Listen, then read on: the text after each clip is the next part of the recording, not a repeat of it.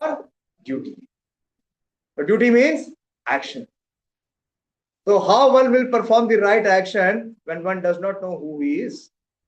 So what kind of action he will perform? Those actions which will force him to suffer rather than to get liberated. Okay, go ahead. One of the great genius of our millennium is Albert Einstein. And what he says, knowledge means that releases the person from ego. And lesser the knowledge, more the ego. But and the famous personality from India, Swami Vivekananda. Someone can volunteer instead of me. Who has the mic? Can read. Some of you read. Just pass the mic here. Read.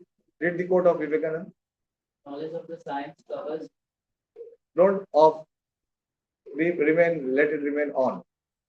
Knowledge of the science covers, as it were, only part of our lives, but the knowledge which religion brings to us is eternal, as infinite as the truth it teaches. Another aspect of knowledge, which is compared to the spiritual knowledge, the academic knowledge or material knowledge, what you experience, there is always change. We have two distinguished teachers with us. Do the textbook of today are the same what they were 20 years back in your respective departments? Are they the same? They are changed. If the branch of knowledge is perfect, if the information is accurate, then where is the need to change? Where is the need to change? Why it is changing? Because it is coming from the basis which is human mind. So anything which is coming from the human mind, it has four imperfections. It is imbued with imperfection. Why? How do we perceive knowledge? Through our knowledge acquiring senses. From the eyes we see. But if the room becomes dark, we may boast that I see it, I believe in seeing. But will we be able to see each other? What is the medium of seeing? Light. If my mic stops to work, can you hear me? So our sense of hearing has a capacity which is limited. Neither the low frequency nor the high frequency it can carry. So similarly, all our senses have imperfection. So with imperfect senses, imperfect mind, how can we have perfect knowledge? So knowledge should come from that source which is perfect, which is beyond imperfections. So that knowledge which comes from Bhagavad Gita, it is eternal. Bhagavad Gita was spoken 50 centuries back. And it has 700 verses. And in this 5,000 years, not even a word of it has changed. It remains the verbatim same. So this is one aspect of knowledge. Go ahead. So knowledge can be broadly categorized into three divisions. One is called material knowledge, which is called Jada Vidya. Jada means that which is immovable. What is immovable? Which is matter. How matter moves? With the combination of spirit. Right or wrong? Yeah. So without spirit, the matter is dead. So please go ahead. A little faster, So Jada means which is inert or lifeless. And it refers to material education that deals only with the physical world. And this includes everything which relates to matter. And this body is also a composition of matter. The mind is also matter. When we study Bhagavad Gita, Krishna says that there are the 8 manifestations. Bhumi, Rapo, Nalo, Vayu, Kham, Mano, Buddhi, Revacha, Ahankar, Iti, Mayam, Me, Bhinna, Prakriti, Ashtada. So the separated energy consists of 8 elements. 5 gross, Bhumi is earth. Bhumi, Apa is water. Anala is fire. Vayu, earth. And Akash. These are gross. And then subtle is mind, intelligence, and ego. Do you see mind, intelligence, and ego? Has any scientist been able to detect so far? Where is the mind in the body? They believe mind is somewhere. But do they have the exact configuration? No. Because it is subtle science. It is beyond the gross level. It cannot be accessed by gross. Subtle cannot be accessed by gross. But then there is Aparavidya. So there are two divisions practically. One is the Vedic knowledge and the other is the material knowledge. So material knowledge is called the Jada, and the Vedic knowledge also has two divisions. One is called the Apara. Apara means the inferior knowledge. That knowledge which is given in the Vedas, which talks about the yajnas and mantras and regulations. It is higher than Jada, but still within the three modes.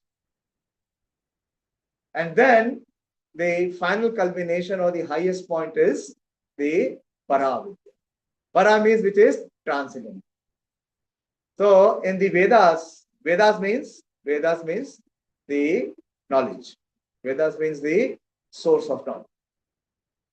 So Upanishads mark the beginning of Paravidya or transcendental knowledge. Knowledge which takes ones beyond the material modes, beyond the material influence. So which knowledge? Knowledge about the self, as to who we are. And it also talks about the supreme, because this knowledge talks about one's eternity. So the individual, the living entity, individual is eternal, and the supreme is also eternal. And the living entity and the supreme eternal, they both have eternal relationship, which is called Sanatana. So knowledge about the soul, knowledge about the super soul and its relationship, that knowledge is called Paravidya. And this knowledge leads to self-realization and God realization. Good. Go a little faster. So now with the advancement in technology, we have so much more facilities, so much more comforts, so much more avenues for entertainment. But the key question is, the crucial question is that all of it has it make us a happy person? Have we become more happier and merrier than what we were before? Because we do not have the knowledge to face the real situations in life. We may have known the formula to success, but do we have the confidence to face failures? We may have taller buildings, but our tempers have become shorter. Our roadways and highways have become wider, but our mindset has become narrower. We may now have two income person in a family, but more diverse. So we are in times of acute paradox. Why? Because there is a complete disconnect. We have a crisis. What is the crisis? The crisis is of our own identity, our individuality.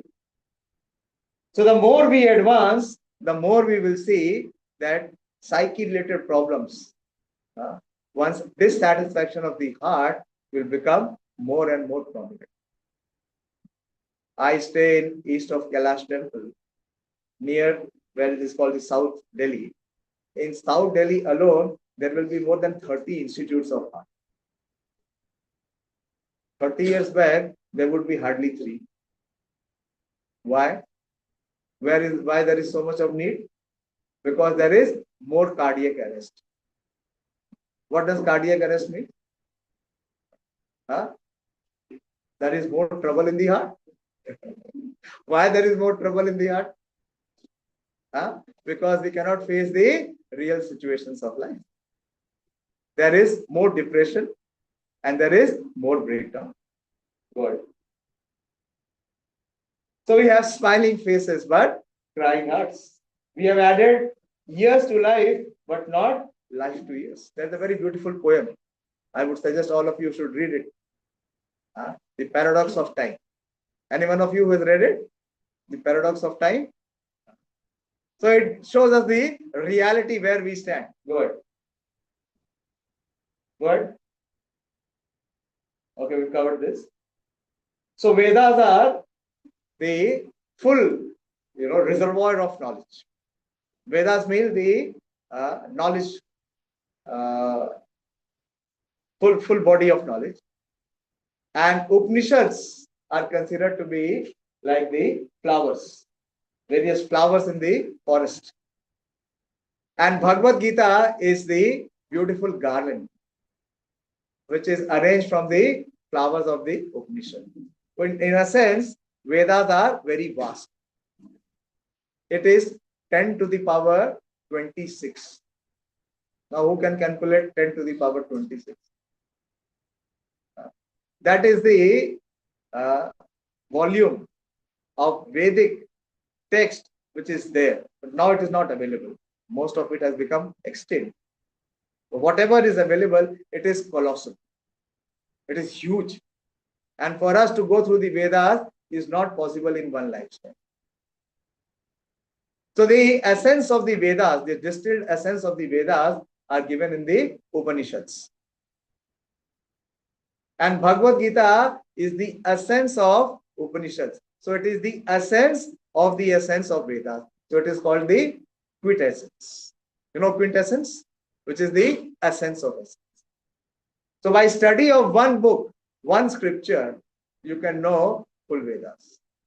So this is the glory and beauty of Bhagavad Gita. You don't have to go through all the Vedic words. Krishna emphatically declares in the 15th chapter, Vedescha sarve ahamev vedyo vedanta krit ved videvita. So everything which is known to be, which is required to be known, is all presented in Bhagavad Gita. All the full essence of Vedas is presented in Bhagavad Gita. Good. Okay, good. So these are some of the reflections. Mr. Hermann Hesse was a German nationalist and a Nobel laureate. In, I think, 1946, he won the Nobel Prize. And he was very much inspired by Bhagavad Gita. And he wrote a novel called Siddhartha, which won the Nobel Prize to him. And this was based on Bhagavad Gita. So he has his own reflection. Who has the mic? May I read? You don't keep the mic with you, keep passing it. Someone else next. Read. I hope it is on. It is on. Yeah. The heartbeat of the Bhagavad Gita is the truly beautiful revelation of life wisdom which enable philosophy to blossom into religion. Yeah, very important. He says that it is life's wisdom which enables philosophy to blossom into religion. So philosophy without religion is a sentiment or a speculation.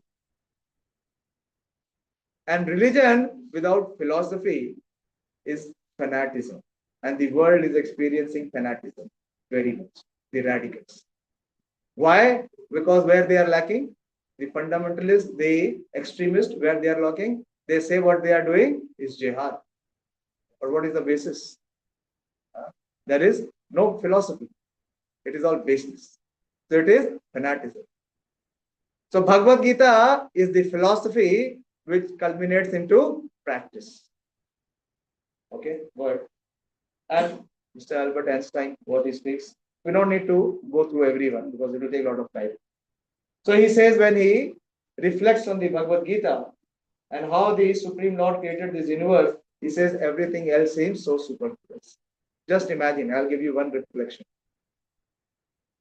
If you have to float a satellite in the space, how much the scientist and the government has to work?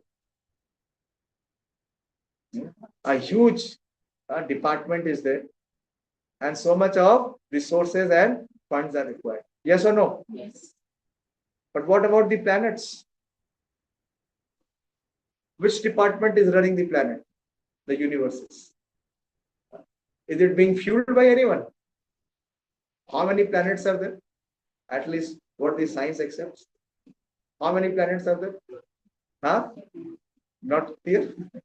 How many planets are there? 18 solar system. Huh? 18 solar system. Otherwise, And there is a galaxy. There's a galaxy, the Milky Way. Innumerable. Who is providing them the energy? Where is that energy coming from? So Einstein proved that there cannot be any creation without a creator. Can there be any creation without a creator? So how is it happening? Because we do not know what we say, it is on autopilot. Everything is moving on autopilot. Good. You know the greatest scientist from India, Mr. APJ Abdul Kalam Azad. In his every talk, you will hear him quote Bhagavad Gita. He was so inspired. And our Prime Minister, when he became the Prime Minister, he changed the gift that was presented from India. Before Mr. Modi became the Prime Minister, any head of state who was visiting, he was gifted with a replica of Taj Mahal. That is considered to be India's wonder. No, it is not India's wonder. It is blunder. What is India's wonder? Is Bhagavad Gita. And for the first time, when he went to Japan as the Prime Minister, he presented Bhagavad Gita to the Emperor of Japan. And this is his quote. You have the mic. Read what Mr. Modi said. Mic is on. Just speak. I don't have anything better than Gita to give, nor does the world has anything better to receive. This is his realization. And this is true because in 2019, in our temple, we launched the largest Bhagavad Gita in the world. And who came to inaugurate is Mr. Modi. That was the same day, the day when India had surgical strike on Pakistan. So he told us that in the morning he was observing the surgical strike, and in the afternoon he came to inaugurate the world's largest Gita, because this wisdom is required. This is the greatest gift that one can give. But what we need to do, we need to value it. We need to know the value of it. Like a diamond, a precious diamond is there. But if you give the diamond to a child, what he will do? He will play with it and he will throw it. But if you give it to someone who knows the value, what he will do? He will preserve. Go next. So Bhagavad Gita entails the 5 basic truths. The comprehension, the subject matter of Bhagavad Gita, very interestingly. How many of you have read Bhagavad Gita? Please raise your hand. No one. This is another wonder. So I'm just, giving you a recap or insight that Bhagavad Gita is not just religion and philosophy. Bhagavad Gita talks about the 5 basic truths. What is the first truth it talks about? It talks about who we are, the self, the jiva, what the living entity is in this human form of life. And second, it talks about this cosmic manifestation, this material nature. How are we sustained? Through the material nature, isn't it? We need air to breathe. Where is it coming from? Nature. We need food to live. We need water. Whatever we require, it is called coming from material nature. And material nature, it is in perfect harmony. Yes or wrong? It is in perfect harmony. So that means there is someone who is the controller, or there is someone who is the creator. And living entity, as we discussed, we all have impediments and ignorance. You all admit it. The living entity is also controlled. Right or wrong? Can any one of you stop your youth age from becoming into middle age? And can anyone stop the middle age to becoming old age? And old age to become death? Can anyone do that? Can anyone release his body from diseases? So every section of our life is controlled. So who is the controller? So please come here and join it. Come a little ahead. So every phase of our life there is some control. There is some factor which is keeping us in control. So who is the controller of both the living entity and also the material nature, the cosmic manifestation? That is called Ishvara or control. We may be controllers, but are we the absolute controller? Mr. Trump may think that he has become the greatest controller, but has he become the controller? There is this president of North Korea. What is his name? Huh? He says, I don't care for what Trump says. And I can bomb Trump. And there are so many other countries and so many other heads. In fact, India also. Are we succumbing to the pressure of Mr. Trump? No. Pakistan will succumb, but Indians will not succumb. So that means no one is in control. No one is in absolute control. But if you see the world, there is absolute control. So who is that absolute controller? So Bhagavad Gita gives comprehension on this fact. So Jiva and Prakriti both are regulated, both are controlled. So who is the controller? That is Ishvara. And living entity, as we go by the definition of knowledge, which was coming from Mr. Drucker. Every living entity, especially in this human form of life, what we have to perform? What all of you have to perform? Actions, karma. So what is karma? So what is the prescribed karma? And what is the sinful karma?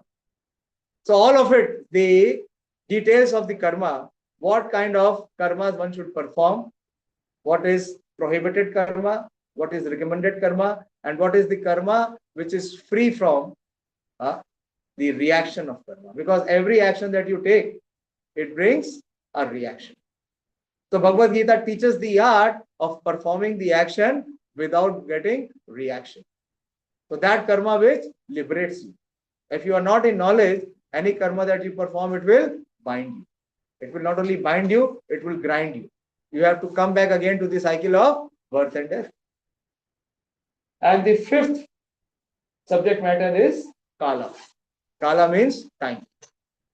Everyone in this world is under the influence of time. Yes or no? Anyone who is free from the influence of time may please show up. It is the time where it forces everyone to become extinct.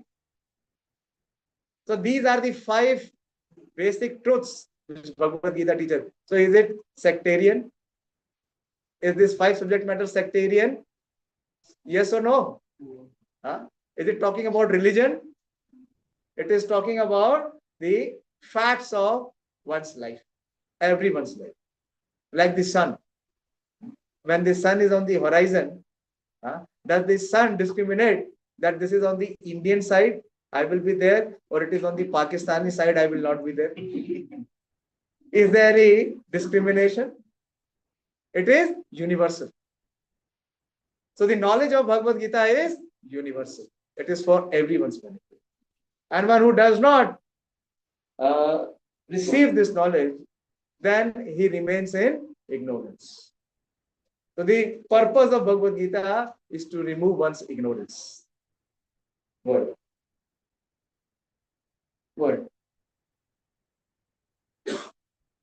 So we are studying right now, we have completed almost half Bhagavad Gita in a year, right? We've just begun the 9th chapter. I'll just give you an overview. So Bhagavad Gita was spoken where? Kurukshetra. And Kurukshetra was, where was the setting of the Kurukshetra? It was a battlefield. And Krishna spoke Bhagavad Gita on the battlefield. It could have chosen any other setting. We are not speaking on the battlefield. We are sitting in a room We have AC, nice AC, and we have PowerPoint. Sitting arrangement is there. You can all peacefully sit and hear.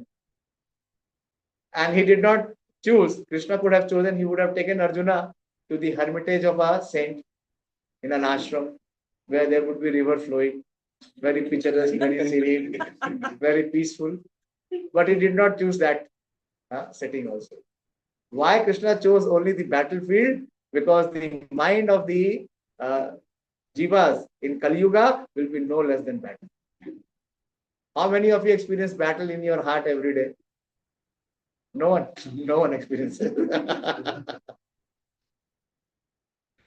So when there is a battle, when there is a disconnect between what the heart says and what the mind desires, so there is a conflict. Yeah. There will be question answer session after I conclude. Yeah. Maybe it may be answered.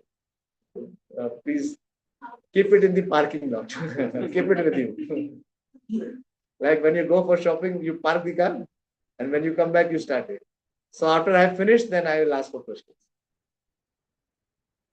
So Krishna presents this Bhagavad Gita on the very interesting setting of the battlefield. Because we will all experience battle in Kali Yuga. We will all have conflict. There will always be conflicts. So Krishna started to speak Bhagavad Gita in the second chapter. The first chapter, Arjuna speaks predominantly. And Arjuna speaks as if he knows what is right, what is wrong, what should be done and what should not be done, what is dharma and what is adharma. And Krishna very patiently hears. Because if the person thinks he knows, then he cannot be educated.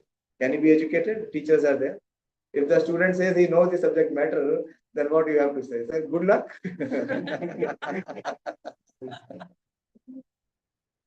We have Dr. Modi there also and Madam Prachi also.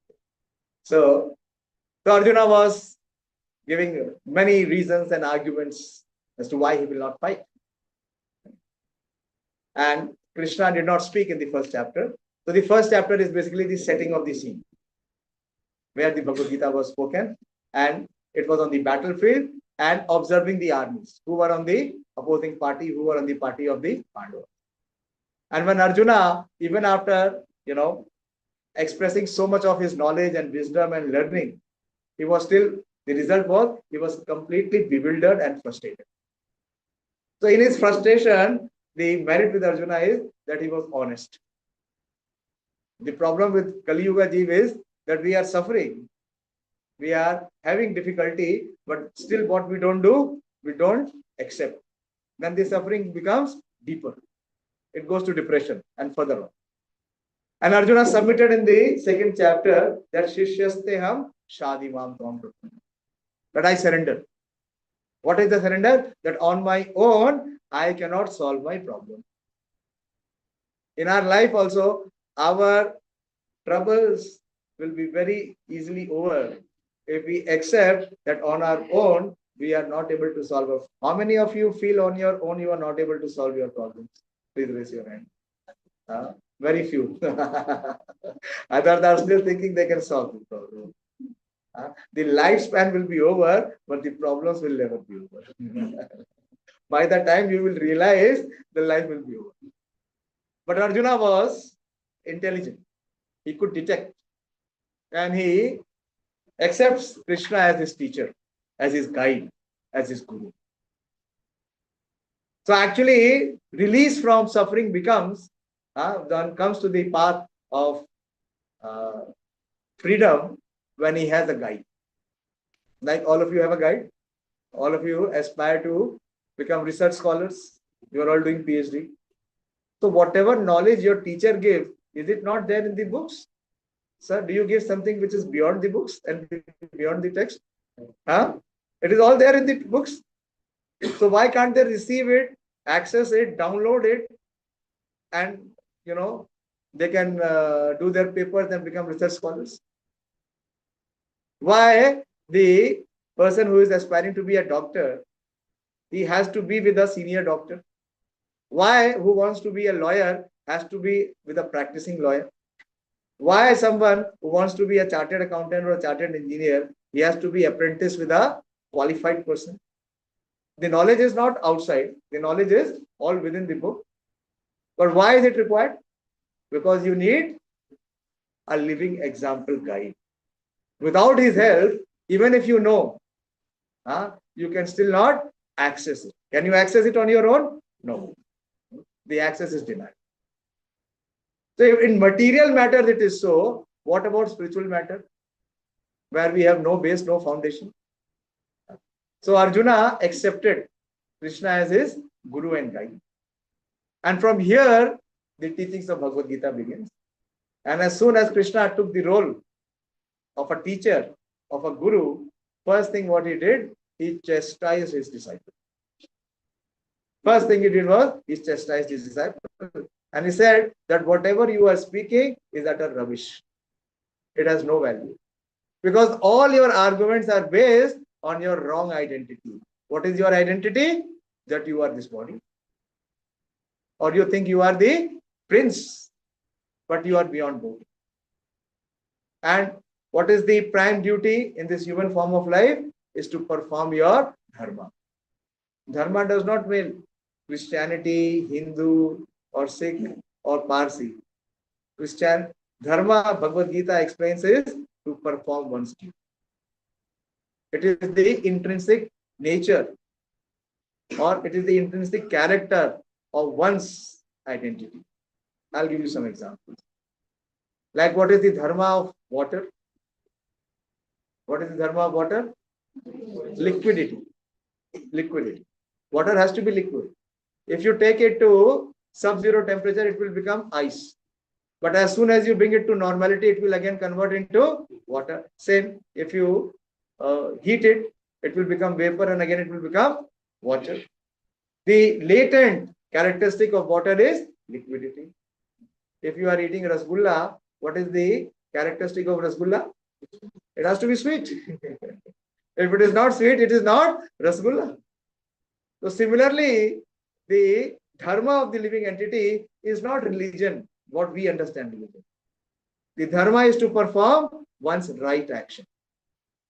This is a very revolutionary conception which Bhagavad Gita establishes, which is not known to most of the people, not even Hindus now, not even Indians. I would not say Hindus, not even to the Indians. So first thing, the first lesson which Krishna gives to Arjuna is his duty is to perform his rightful action. That is karmanne vadhikaras. You have only one right. Like you are all in your student life, isn't it? What is your dharma? Your dharma is not Hindu, Muslim, Sikh, Isai. What is your dharma? Huh? No one is speaking. As if they don't know. What is your dharma in student life? To study. To study. To study. At least 8 to 10 hours of your 24 hours should be in studies. And mind you, all of you, those who are in IARI, the entire country is funding you. And if you do not perform your duty, if one does not perform his duty, one receives reaction. And what kind of reaction? Sinful reaction. Why most of the people in the world we meet, sometimes they come to us, approach us and challenge us. That tell me, why am I suffering? What I did in my life, for that I am suffering. The reason is one has not performed his dharma. One has not performed his duty. So dharma and duty is according to one's occupation, and it is according to one's nature. This is another very important learning which Bhagavad Gita establishes. Now every day wants to be what? Every day is aspiring to be in that job which gives the highest pay. Yes or no? Can everyone be a software engineer? Can everyone be not software engineer now? Now they want to be what? AI engineer. They don't want to use their intelligence. What they want? Artificial intelligence. Because this is the most sought after. Not everyone can become a AI engineer. I see, in so many years I have seen so many students who are enrolled in PhD. but they are taking civil services exam. What it means? That they do not know what their nature is. They do not know what their inclination is. Why? Because there is no one to guide them. So Krishna guides Arjuna and tells him that because you are in the Kshatriya, you are in the administrative class. Administrative class means that you have to protect the citizens. It is your duty. It is your dharma. And so on, the learnings of Bhagavad Gita start. So in brief, in the first 6 chapters, Bhagavad Gita is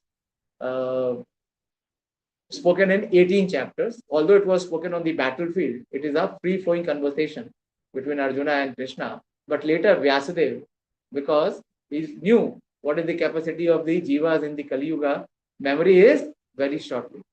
Our intelligence is also very reduced.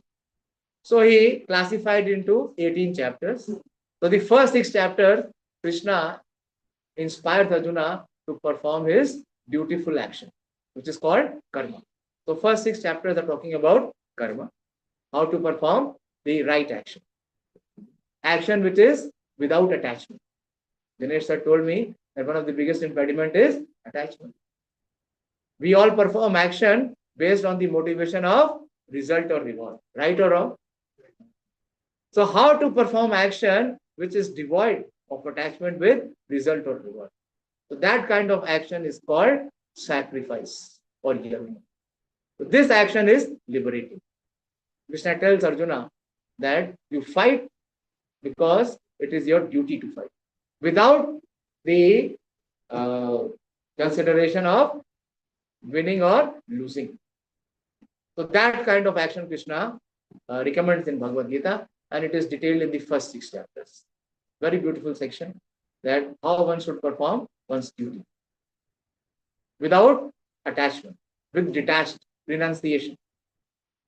And in the middle 6 chapters where we are discussing right now, Krishna talks about devotion. So Bhagavad Gita, entire Bhagavad Gita can be remembered in just 3 letters. First 6 chapter talks about one word, that is duty. How one should perform duty. And the middle 6 chapters talks about devotion.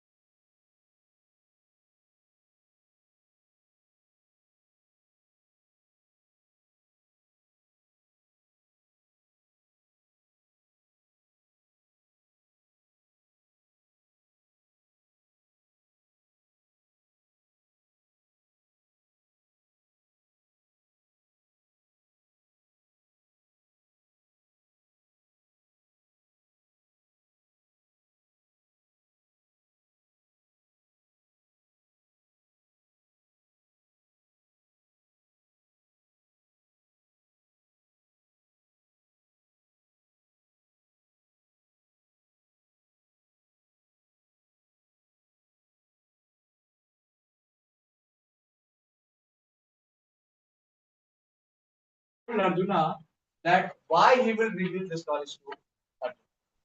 He will not reveal this knowledge to anyone and everyone, because Arjuna had one very distinguished quality. That in the 9th chapter, first verse, last time we discussed, Krishna said, Idam tu te guhyatamam pravakshyami anusuyave. Are you please pass on the be volunteer. Haribol, be volunteer. Help them to take this copy of Bhagavad Gita. You pass on the copies. 2 of you can share also. If they are not sufficient, you can share with who is next door.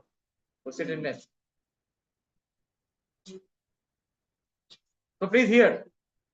So to receive this king of knowledge, what one requires some kingly qualities. Without the qualities, this knowledge cannot be received. So Arjuna has one very distinguished quality. You can see that, you can observe that when the battle was about to begin, Arjuna refused to fight. Right or not?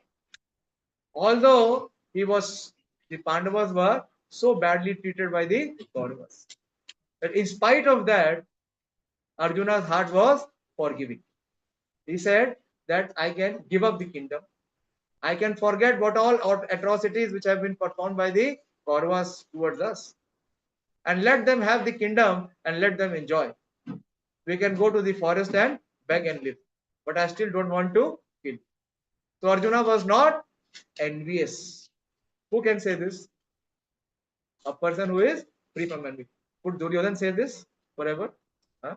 Duryodhan said that I will not even allow the space of land to hold the needle. What to talk about 5 villages. But you see the magnanimity of Arjuna. Arjuna is willing to give away the entire claim on the kingdom. So what quality Arjuna has? That distinguished quality of being Anusuya, non-enviousness. One of the greatest impediments that we have in our life is because we are not having this quality of non-enviousness. So if we are not non-envious, then what we have in our heart? Envy. And with this envious heart, we expect everyone else to love us and trust us. So this is not possible. So what we have to change, what Bhagavad Gita changes, it changes the condition of our heart. If we study Bhagavad Gita and apply Bhagavad Gita, what will come down in our heart? Envy. Can you go to any top consultant in Delhi and give him his required fees and he can help you to bring down envy? Can you find someone? I'm asking all of you, yes or no?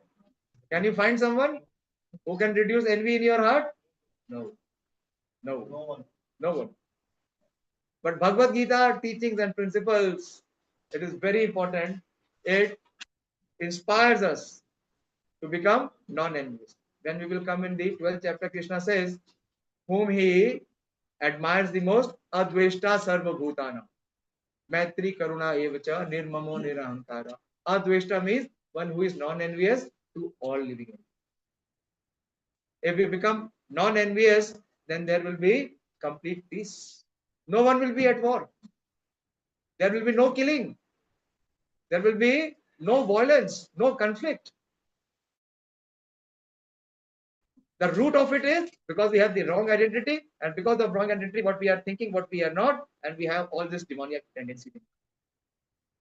So Bhagavad Gita hits and it eliminates our demoniac tendencies and it ushers us divine qualities.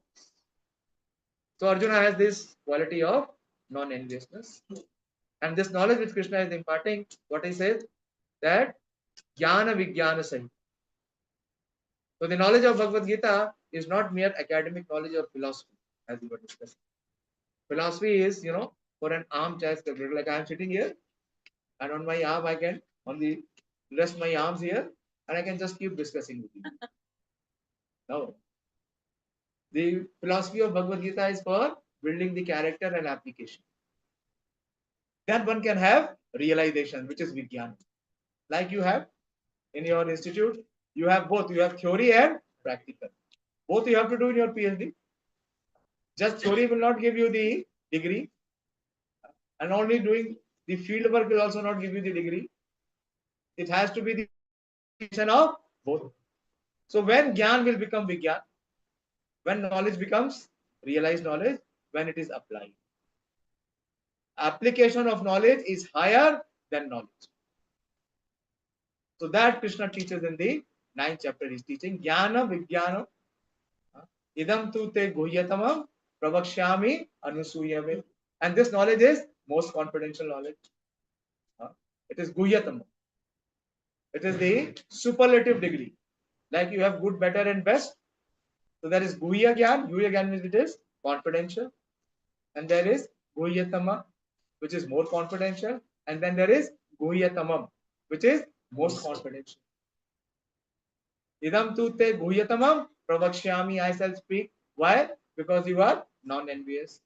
So this is jnana vijnana sahitam yad gyatva moksha se ashubhat. So if you are situated in this knowledge, if you receive this knowledge, what will be the result?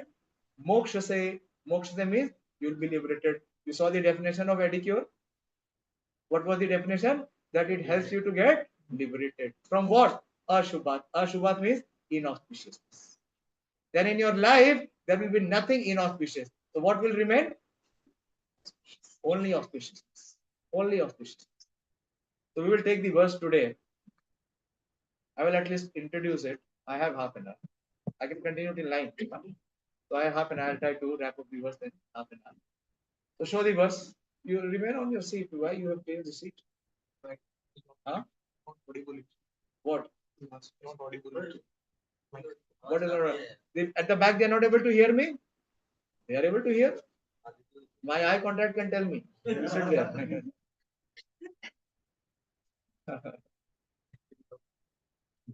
No. Show the verse. Okay, there are so many other things which I have just covered. Go fast. Show me the verse.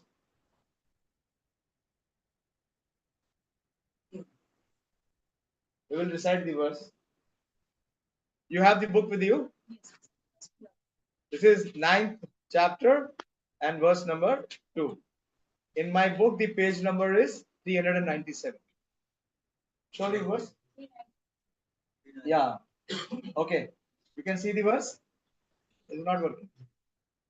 So remove this and give the other mic. But my decibel level is quite sufficient. That is not required. Technology always brings troubles. Okay. So we'll recite the verse. You can follow. Say the echo is too much. Remove the mic. I don't need it. Just I'll keep it. अब ठीक है Echo is problem. It will still happen. Okay. Anyway. Raj Vidya Raj Guhyam Pavitramidam Uttamam Pratyakshavgamam Dharmyam Susukham Kartum Avyayam. Everyone please participate. Please see the word meaning. Most of us don't know Sanskrit. I also don't know Sanskrit. But it is because of Srila Prabhupada. He has, given the Bhagavad Gita in English, and every Sanskrit sloka is translated into English, so it has become accessible. Otherwise, it was not possible. So please see the word meaning, so you'll be able to see the verse easily. The phobia of Sanskrit will be over in one session, in just 5 minutes. Raj Vidya Raj Guhyam Pavitramidam Uttamam Pratyakshavgamam Dharmyam Susukham Kartum Avyayam. So now Arjuna is being educated, or is being revealed that what is the characteristics of this knowledge with Krishna. So the first characteristic of this knowledge is that this is Rajavidya. This is the king of all education. Why it is the king of all education? Because it talks about the eternal existence of the living. As I have already discussed, can this knowledge be received in any educational institute? Can it be imparted by any teacher? So it is Rajavidya. This is the king of all knowledge. And also this knowledge was given to the kings. Who is the king of the universal solar system? Who is the king of the universal solar system? Sun. Very good. So Krishna first gave this knowledge to whom? Sun God Vivaswan. Imam Vivasvate Yogam Proktavanam. When we were in the 4th chapter, Krishna told Arjuna that don't think I am experimenting with you, Arjuna. Don't think whether this will work or not. This knowledge is there since millions of times, millions of years. I first spoke this knowledge to the sun god Vivaswan. And from him it was coming down to Vivaswan, to Manu and his son Ikshva. But in due course of time, this knowledge was lost, was covered. Why? Because there was no qualified person to receive it. Now Krishna found a qualified person in Arjuna, so he gave this knowledge. Otherwise, this knowledge was not revealed. So this is the king of knowledge. Another aspect of why this knowledge is the king of all knowledge, because it was imparted to the king. The kings were very compassionate, not like today, not like what Mr. Trump is. Compassion means that he has desire in his heart to do good for others. And how he can do good for others? When he can release the living entity from the cycle of birth. Actually, our Vedic text says that one should not become a father, one should not become a mother, one should not become a teacher if he is not able to release his dependent from the cycle of birth and death. Such is the big responsibility. So this is Raj Vidya. But at the same time, it is Raj Guhyam. Guhyam means it is most confidential. It is the king of all confidential. Although Bhagavad Gita is there in 700 verses here, you can have the book, but you cannot access the knowledge. Can you access the knowledge? You try. You cannot access this knowledge because it is Raj. It is the king of all secrets, the most confidential. It is open, but still it is not accessible. And it is Pavitram. This is the third quality. Pavitra means it is the purest. How it is the purest? Because any impure person, to the extent he is most impure person, if he accepts and applies this knowledge of Bhagavad Gita, he can become the purest. And in our movement, we have seen this example. When our founder Acharya started the movement, he started to preach in America. And to whom he preached? He did not preach to the most scholarly people in America. He preached to whom? Those who are hippies. You know the hippie culture? They were like Avara. Garbar nahi. What is the song? Then the song is there, na? Raj Kapoor's Avara. Garbar nahi, sansar nahi, मुझसे किसी को प्यार नहीं. But those hippies became happy. They were completely transformed. How? Because they got in touch with teachings of Bhagavad Gita. That is Pavitra. It is the most purifying. How it purifies? One example I gave you. It will eliminate envy in our heart. It will eliminate lust. It will eliminate anger. It will eliminate greed. Can anyone do that? Can you be helped? Can you go ask even your parents to please help you to eliminate lust, to eliminate greed? The Bhagavad Gita teaching gives us this access. And it is Uttama. Tama means which is ignorance or darkness. And Uttama means which removes the darkness forever. And it enlightens you to be able to see what is right and what is wrong. To be able to equip you to make the right discrimination, that what you should do and what you should not, what you should apply and what you should reject. So that discerning ability will come in you if you have this knowledge. And it is Pratyakshavagamanam. Pratyakshavagamanam is by direct perception. What is the direct perception of the self? Right now, what perception do we have of ourselves? We are this body, or we are this mind. Do we have the perception of being the soul, eternal soul? So that self-realization, that self-right perception is coming through the teachings of Buddha. And it is Dharmya. Dharmya means it is the highest religion. What is the religion of Bhagavad Gita? Is to perform your right action. Bhagavad Gita inspires one to perform his actions, not to run away from them. That is why most of the people, not most of the people, 99.99% of the people do not have any correct perception of what is the principles or teachings of Bhagavad Gita. Does not make one to become escapist. Bhagavad Gita ensures that everyone performs his rightful action, not to run away from action, but to perform rightful action with detachment. So that is dharma. And when you perform the rightful action, what you will experience? Susukha. What everyone in this material world is experiencing? Frustration. You will not experience only Sukham. Krishna is not happy with just Sukham. He says Sukham. Everlasting peace. And whatever action you will perform will be avyayam. What happened to your projector? It has to be on. Be conscious of your seva. Avyayam means which is inexhaustible. In this material world, is there anything which is inexhaustible? Everything has a beginning. As I say, date of manufacture, and everything has, with the date of manufacture, there is expiry. But such an action, which is on the principle of karmanye vadikaraste, ma phaleshu kadachana, ma karma phal heturvu, ma te sango asti akarmani, neha abhikrama nasho. It can never be done. So there are 8 characteristics of this knowledge which Krishna is imparting to us. It is Rajavidya, it is Rajguhya, it is Pavitra, it is Uttama, it is Pratyakshavagama, it is Dharmyam, Susukham, and Avyayam. So this you may, so this is the advantage of knowing. Okay.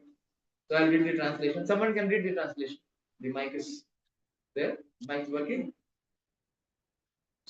The battery is out. Okay, I'll read. Here.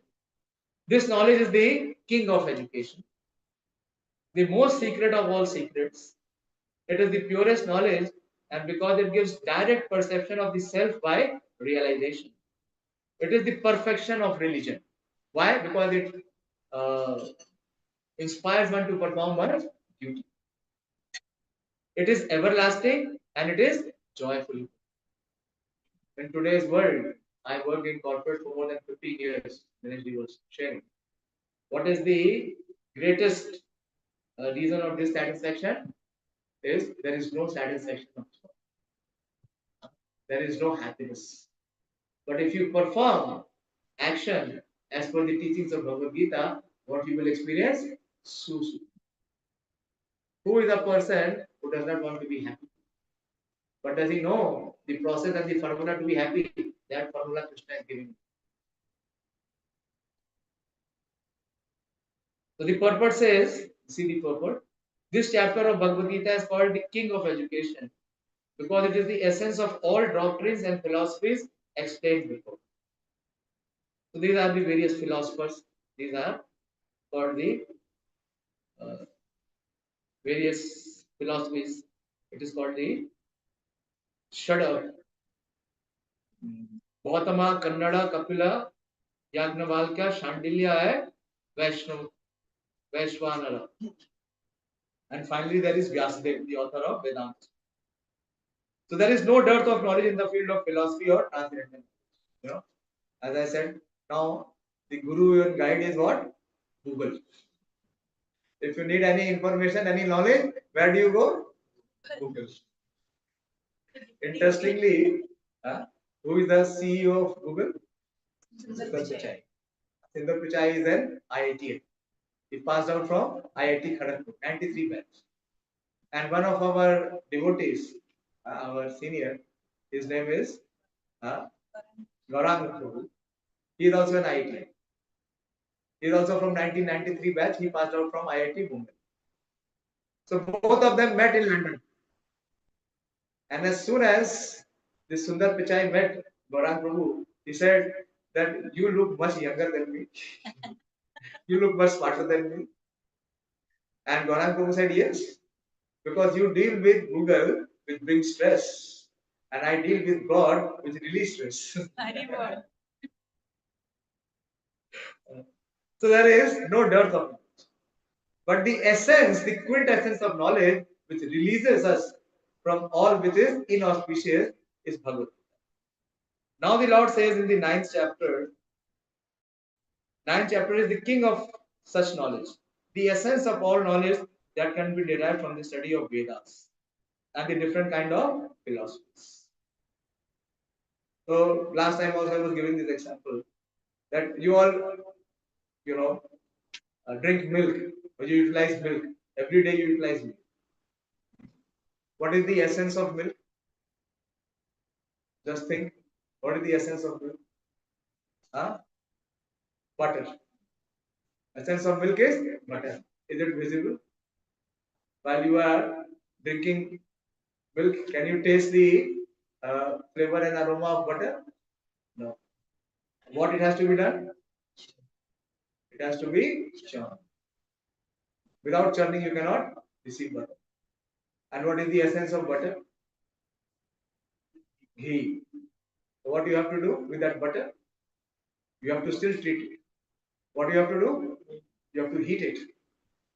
Before heating, it will not give you ghee. So similarly, from milk you get ghee, but it requires the process of churning and heating. But Krishna is very kind. For us not to go into that churning and heating process of study of the elaborate volumes of Vedas, he has given us Bhagavad Gita. And through Bhagavad Gita, we can know the essence of all the Vedic. So Prabhupada is mentioning here that it is the most confidential because confidential or transcendental knowledge involves understanding the difference between the soul and the body. Why it is called confidential? Because it talks about the difference between matter and spirit, between body and soul. And the king of all confidential knowledge culminates in devotional. And who can receive this knowledge? One who performs devotion. One who is devoid of devotion is also devoid of this. He cannot receive this. He may say that I am not this body, I am soul. But does he have any experience of soul?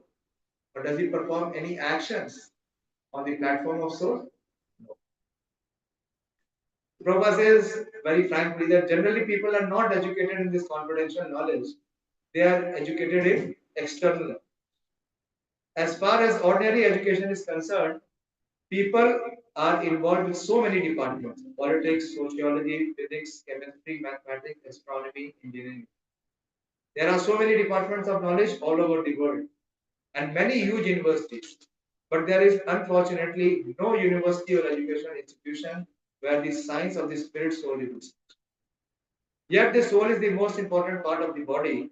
Without the presence of the soul, the body has no value.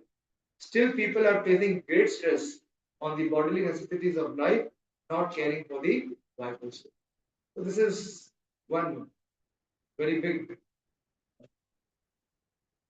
disconnection, that we do not know who we are and what we should be doing. It is like polishing the cage. You have seen the bird in the cage. What is important? The bird or the cage? But what we are doing? We are polishing the cage. If you don't feed the bird and you keep polishing the cage, what will happen? The bird will die. The Bhagavad Gita specifically, especially from the second chapter, stresses the importance of the soul. So in the second chapter, Krishna has given a very elaborate discourse. So what is the difference between body and soul and how one can detect it? Very easily one can detect it. I will not speak on that because then I won't be able to complete it now. But if you keep coming, I can assure you that very shortly you will at least theoretically know. And if you apply the teachings, very soon practically you can come to the realization that you are not this body, you are soul. But practice is required. The Lord says that the body is perishable and that the soul is not perishable. Antamanta ime deha nityasya ukta sharir. That is the confidential part. This is confidential. Even after hearing, even after reading, can you realize it? This is the confidentiality of this knowledge. Simply knowing that the spirit soul is different from the body and its nature is immutable, indestructible, and eternal, but that gives no positive information about the soul. Sometimes people are under the impression that the soul is different from the body, and when the body is finished, one is liberated from the body. The soul remains in void and becomes impersonal. This is also one misconception many people have. When you leave this body, the soul becomes liberated. See, the body is active because of the presence of Soul. So when the soul leaves the body, how can it be inactive? The soul, which is so infinitesimal, it gives so much of power to the gigantic body. Even it may be a whale, but it may be an elephant. So all the action which is being performed is due to the presence of soul. Where is the energy coming from? The source of energy is the soul. When the soul leaves the body becomes dead. So how can the soul, which is so active within the body, be inactive, being liberated from the body? It is always active. This is very important. So my request is that please open your thought process. Open your eyes of intelligence and wisdom to be able to see from around and detect what is the reality and what is the illusion. So Bhagavad Gita gives us that vision, that wisdom to be able to see the reality. So if the soul is eternal, then it is eternally active, and its activities in the spiritual kingdom are most confidential part of spiritual. These activities of the spirit soul are therefore indicated here as constituting the king of all knowledge. So that is why this is Raj Vidya, because it pertains to the knowledge of the soul, and not just the knowledge of the soul, the activities and actions of the level of soul. This knowledge is the purest form of all activities as explained in Vedic literatures. In the Padma Puran, man's sinful activities have been analyzed and shown to be the result of sin after sin. So you see, you are all agriculture students and agriculture scientists. So every seed that you implant in the ground, what it has the potency? It has the potency to manifest many trees, right or wrong? And so much flowers and fruits can come from that seed. But what has not happened? It has not fructified. So similarly, if a person has all the bad qualities or the bad tendencies or sinful inclination, even to the lowest extent or to the most abominable extent, this knowledge is so pure and so purifying and potent that it can transform. So those sinful reactions which has not manifest, it is called aprarad. Aprarad means which is not manifest. Like when you plant the seed in the ground, do you get any flowers or do you get any fruits? No. When it will come, when the tree will grow sufficient. So those tendencies which are there due to one's past memories or past impressions, that also can be eliminated. So it is so purified. It is mentioned here. Prabhupada gives this example. For instance, when the seed of a particular tree is sown, the tree does not appear immediately to grow. It takes some time. It is first small sprouting plant and then it assumes the form of a tree. Then it flowers and bears fruit. And when it is complete, the flowers and fruits are enjoyed by persons who have sown the seed of them. Similarly, if a man performs a sinful act, many times we feel that we performed something wrong and nobody saw it, so I'm free. The seed has already gone in the ground. Similarly, a man performs a sinful act, and like a seed, it takes time to shoot.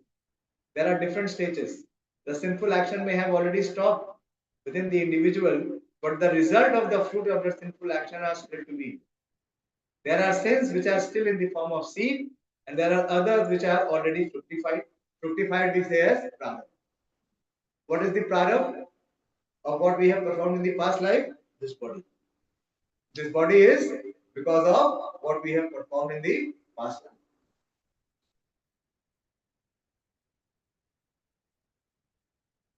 Which we are enjoying as distress and pain. So what are the fruits? The fruits of what we perform? Distress and pain, or pain and pleasures. Whatever action we perform, it bears the reaction in the form of pains and pleasures. In this body and also in the next, both the bodies. As explained in the 28th verse of the 7th chapter, a person who has completely ended the reaction of sinful activities and who is fully engaged in pious activities become freed from duality of this material world. So, when one is liberated, when one is free from all sinful regret. It is yesham tu antagatam papam jananam punya karmanam te dvanda moho nirmukta bhajante mam dridam. So antagatam papam means when the reactions of all his sinful actions have been completely nullified. That means all the impure uh, desires in his heart has been completely absorbed. Antagatam papam. And then punya karmanam, and his pious credits have been fully fructified.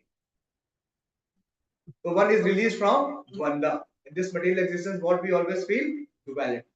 You feel duality or not? What we should do, what we should not do. Whether it will be favorable or whether it will be unfavorable. So there is always a conflict. So how one can be free from the conflict? When he is free from sin's reaction. No one can release it or release us unless and until we are free or we are pure. Why we cannot experience peace or happiness? Because the impurities are there. So all of it at one stroke can be eliminated, which is called the master stroke. You say master stroke. This is master stroke. When you eliminate all this input reaction. So this knowledge is so powerful. It is so pavitram and uttamam that it can release one from all the sinful reactions. In the 4th chapter, Krishna has already explained it. I'll share you the verse number where Krishna says in the 4th chapter, 37th verse. We talk about this transcendental knowledge of Bhagavad Gita, that as the blazing fire turns firewood to ashes. If there is a stockpile of fire, if you bring wood, what will happen to the wood? It will burn. It will turn into ash. So does the fire of knowledge burns to ashes all the reactions of material.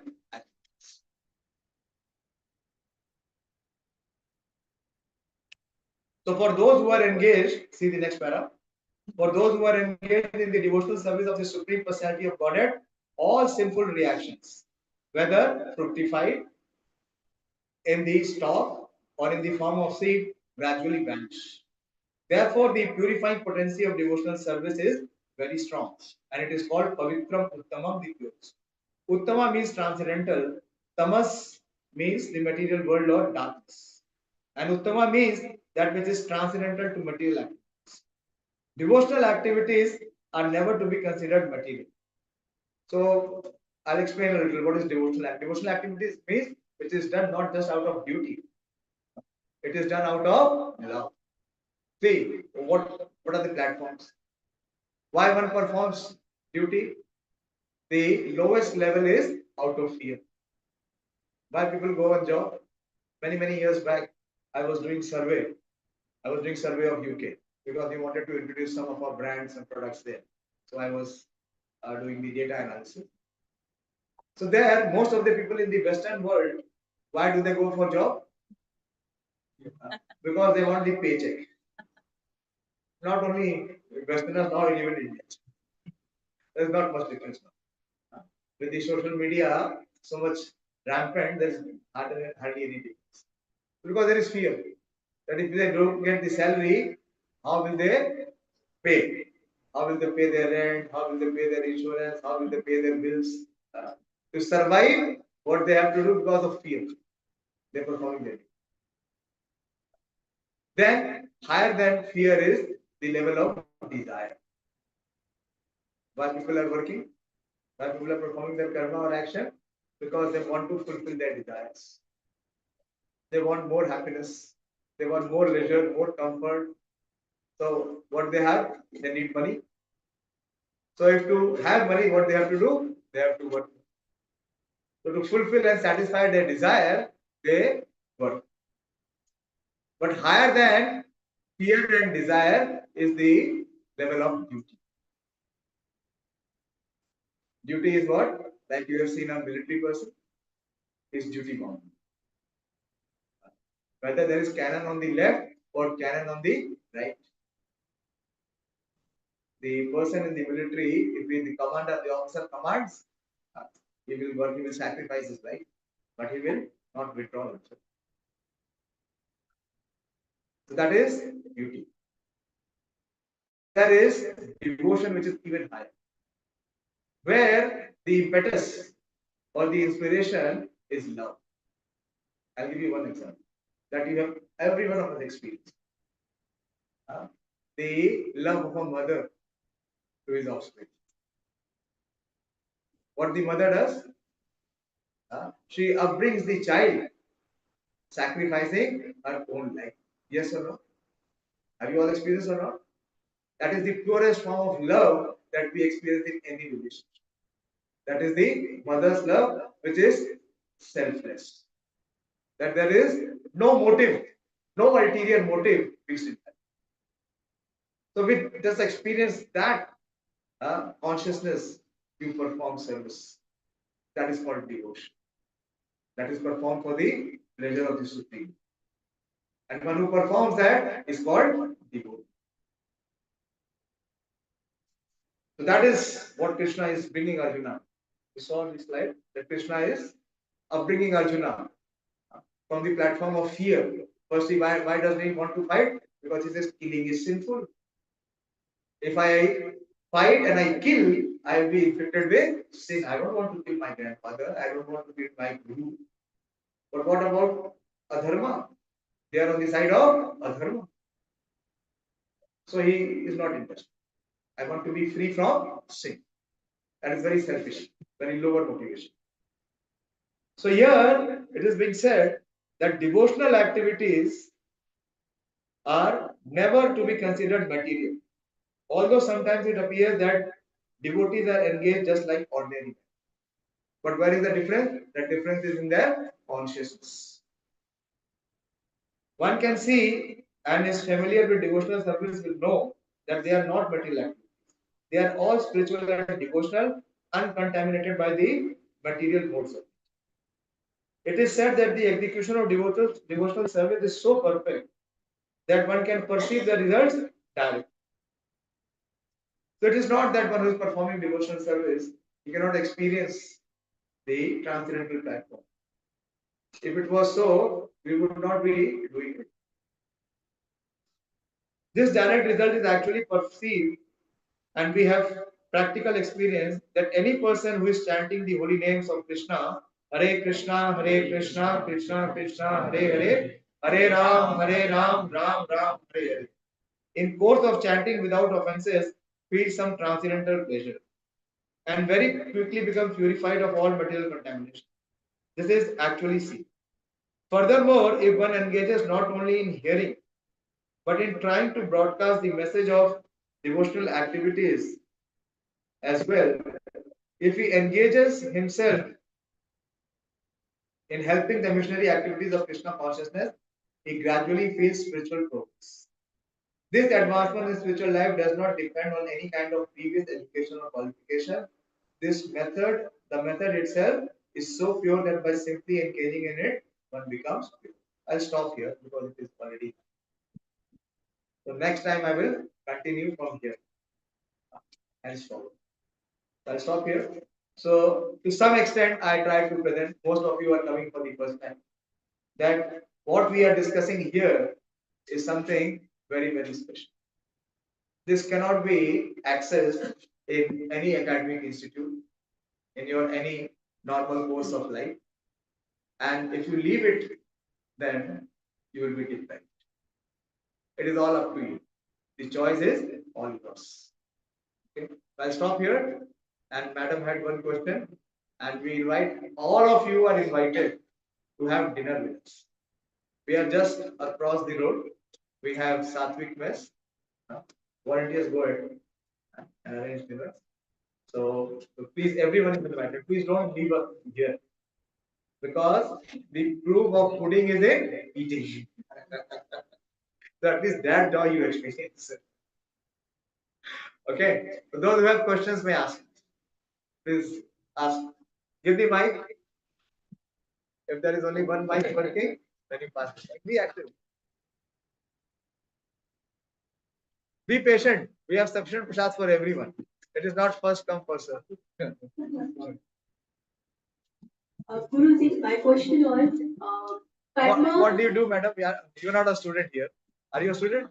I'm a scientist. Okay, thank So, karma, we know, sir, we are performing karma. Yeah. But sometimes, by age, we start thinking whatever we are doing, that is correct only.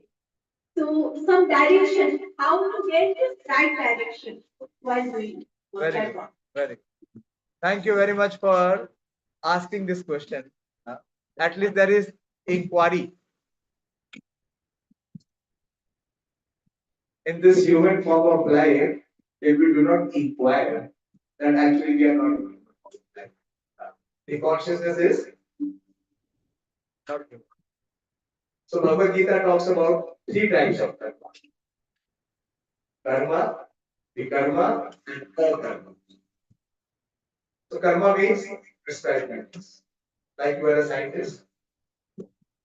Prabhu, please take care of your microphone. And don't use this. You will be audible. So there are three categories of action. One is called the prescribed action. That is according to one's occupation. Like you are a scientist, but you are not just a scientist, you are also a housewife, a mother, or a wife. So you have to perform two duties. One is the professional duty, and the other is the household, isn't it?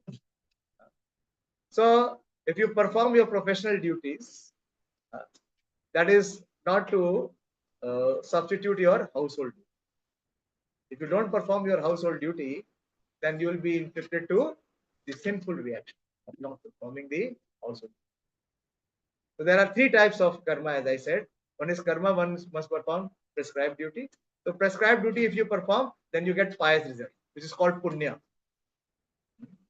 Then the second is called vikarma. Or vikarma means performing sinful action. What is the sinful action?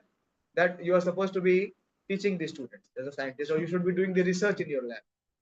If you don't do that, you come here, mark attendance, and go somewhere else, then you will be liable for, you may receive the salary check, or you may receive whatever, progress, but the sinful reaction will not do. It is like a seed which has been planted in the ground. It will bear the fruit. It is called vikarma, sinful action. So what kind of result will come? Suffering will be there. When one perform, so what we are suffering? Because we have not performed our prescribed action. Then also suffering. And the third is called akarma.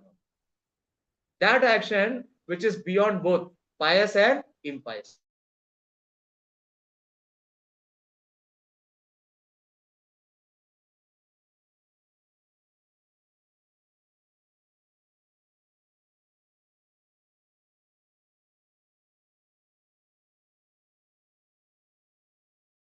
Sinful, then he is liable to suffer. He is suffering now. And in the future, what is the possibility? The suffering will aggravate. So we must inquire. So we must inquire from the right person, from the right authority. If somebody has to do a PhD, where he has to come? He has to come to IRI. If he thinks on his own in his residence, he can have the books and he can write the exam and he can become a PhD. Is it possible? Is it possible? It's not possible.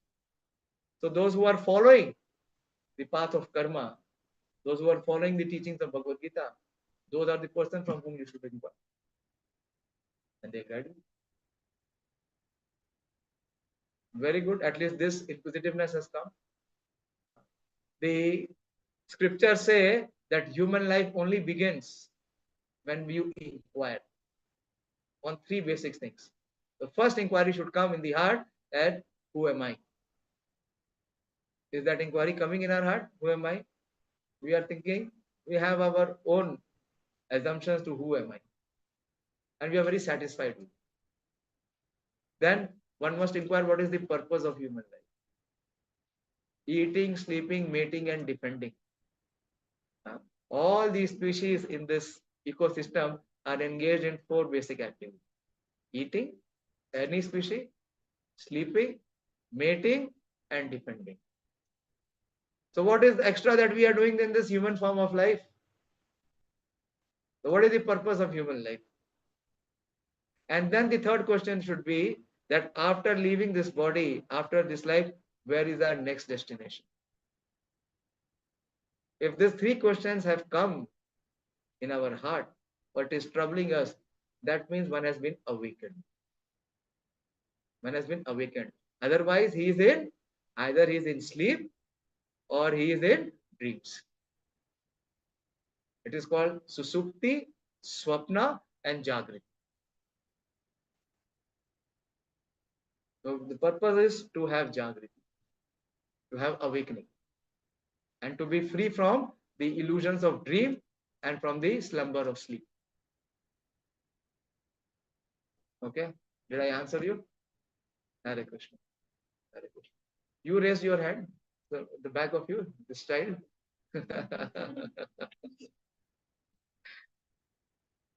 It is open to everyone. You may ask whatever question or whatever inquiry or thought you have.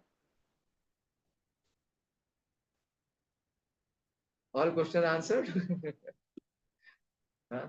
Then we should proceed. We should proceed for dinner. Thank you all very much for coming. Would you give a word of thanks, Dr. Adarsh, to all the students who came? Thank you for this opportunity. Please pass the mic, sir.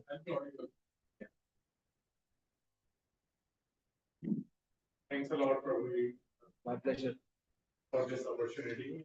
I'm really feeling so fortunate for all the students and so youngsters. They are here. We are so fortunate to have this, blessings here.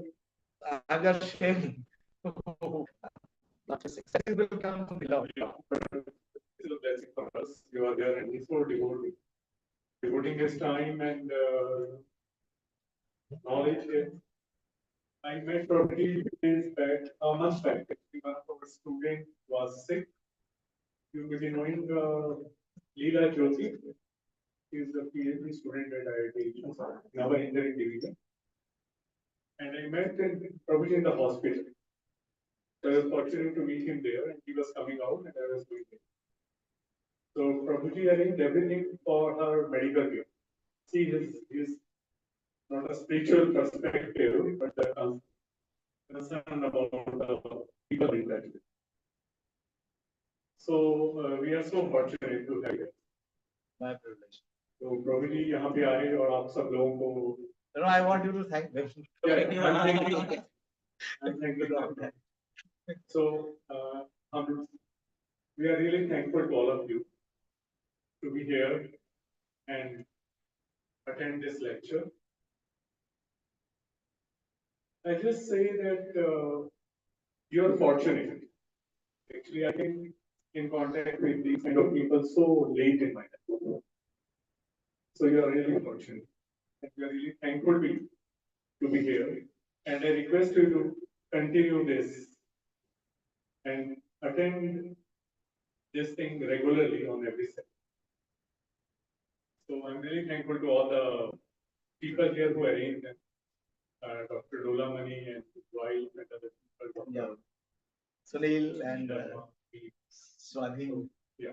Many other volunteers. I don't know. मैं आप सबका बहुत बहुत धन्यवाद करता हूँ कि आप सब लोग आए और यहाँ पे आपने टाइम किया दोस्तों के साथ इस कार्यक्रम को अटेंड किया thanks a lot and please keep regularly attending this.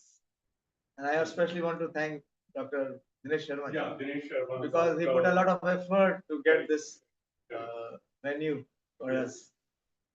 But we hope, what is your feel? How many of you want to come next Saturday? Please raise your hands. So I will come. I can assure you I will come. And I, request all of you to come. We don't charge. But this knowledge this will help you to be a better person and to be able to take the right decision. And for every one of us in life, there will be some difficult times. To be how to cope up in life when there will be difficult times. Of course, you will have success, but in difficult times, how to face the situation, we will equip. Thank you very much, Dr. Adarsh, for coming and inspiring me. आप आते रहिए, आप Dinesh ji, madam, what's your name? Vishnu Maya. Okay. You are Vishnu Maya, not Mahamaya. So she will dispel the Maya. So please keep coming and inspiring all of us. So please kindly proceed to our Sattvic mess where we have arranged dinner for us. Thank you very much. Hare Krishna.